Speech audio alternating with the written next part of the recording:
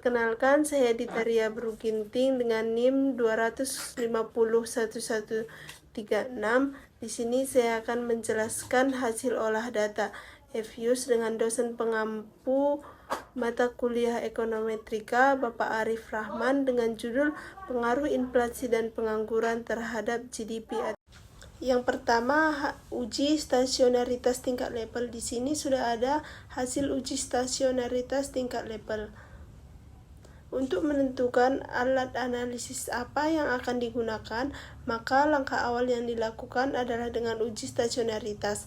Berdasarkan hasil uji intermediasi pada unit level dengan bantuan augmented Dickey Fuller, hanya GDP yang mempunyai probabilitas di bawah 5%, sedangkan variabel lain berada di atas 10%.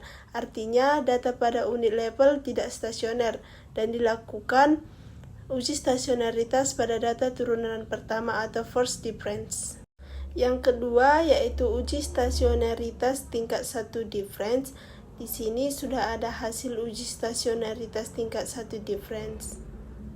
Setelah dilakukan pengujian pada unit data turunan pertama atau first difference, diketahui bahwa nilai seluruh variabel kajian berada di bawah tingkat toleransi derajat kesalahan.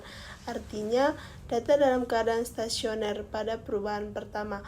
Makna lainnya adalah variabel prediktor dapat menjelaskan hubungan jangka pendeknya terhadap tingkat GDP. Yang ketiga yaitu uji kointegrasi dengan metode Engel-Granger. Di sini sudah ada hasil uji kointegrasi dengan metode Engel-Granger. Interpretasi ekonomi dari kointegrasi yaitu bahwa jika dua series atau lebih berkaitan dalam membentuk hubungan keseimbangan jangka panjang, maka meskipun setiap series tersebut tidak stasioner, mereka cenderung bergerak bersama-sama sepanjang waktu dan perbedaan di antara mereka akan senantiasa stabil pada buku Ekananda pada tahun 2016. Dari hasil uji kointegrasi dengan metode Engel-Granger dengan memanfaatkan uji DFA-DF menginformasikan bahwa nilai probabilitasnya sebesar 0,0058 atau di bawah 5% dan nilai T statistiknya lebih besar dari nilai kritisnya. Hasil ini menunjukkan bahwa model dalam kajian terdapat kointegrasi yang dapat menjelaskan hubungan variabel prediktor dengan tingkat GDP jangka panjang. Yang keempat yaitu uji regresi jangka panjang. Di sini sudah ada hasil uji regresi jangka panjang. Berdasarkan hasil regresi jangka panjang, diketahui nilai F statistiknya sebesar 1,916765 dengan probabilitasnya sebesar 0,17599. Maknanya adalah bahwa minimal terdapat satu variabel prediktor yang berpengaruh secara signifikan terhadap tingkat GDP, atau dapat pula diartikan bahwa model yang ada layak untuk digunakan dalam memprediksi tingkat GDP.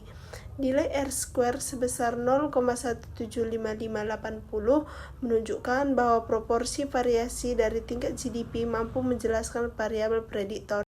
Berdasarkan hasil di atas, diketahui bahwa inflasi dan pengangguran tidak memiliki pengaruh secara signifikan terhadap tingkat GDP, di mana nilai probabilitas dari masing-masing variabel tersebut sebesar 0,1342 dan 0,7127 atau di atas toleransi derajat kesalahan bahkan pada alfa 10%.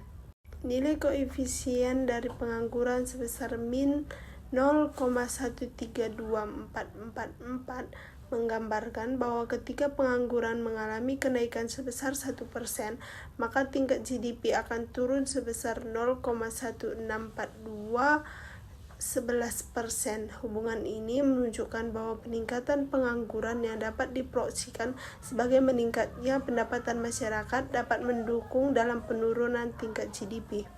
Berbeda halnya dengan pengangguran yang menunjukkan kesesuaian hasil hipotesa, sektor inflasi justru memiliki nilai koefisien yang positif. Adapun nilainya sebesar 0,164211 atau dapat diartikan bahwa jika sektor ini mengalami kenaikan sebesar 1% akan berdampak pada kenaikan tingkat GDP sebesar 0,164211. Yang kelima yaitu estimasi dari Error Correction Model atau ECM. Di sini sudah ada hasil estimasi dari Error Correction Model atau ECM. Hasil estimasi dari Error Correction Model atau ECM diperoleh dengan meregresikan seluruh variabel dalam keadaan perubahan pertama atau first difference. Nilai dari ECT min 1 menunjukkan tingkat signifikan pada alfa 1% dan nilai koefisien sebesar min 0,90912 yang dapat dimaknai bahwa model yang dibangun memiliki hubungan dalam jangka pendek. Nilai F statistik sebesar 7,272599 dan probabilitasnya sebesar 0,002706.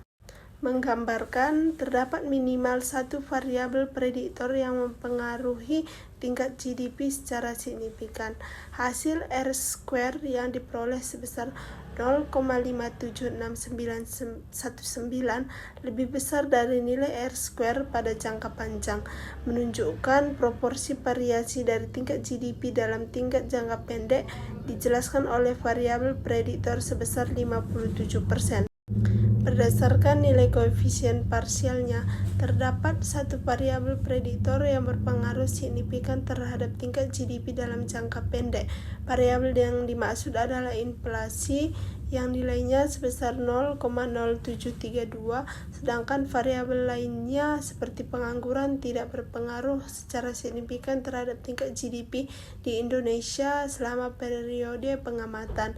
Nilai koefisien dari inflasi sebesar 0,139204 lebih kecil dibandingkan efek pengaruh jangka panjangnya yang sebesar 0,164211.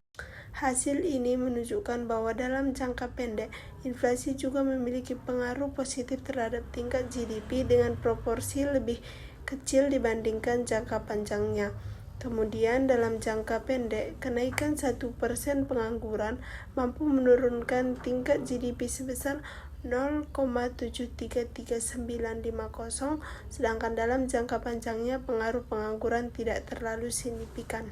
Sekian presentasi dari saya, terima kasih.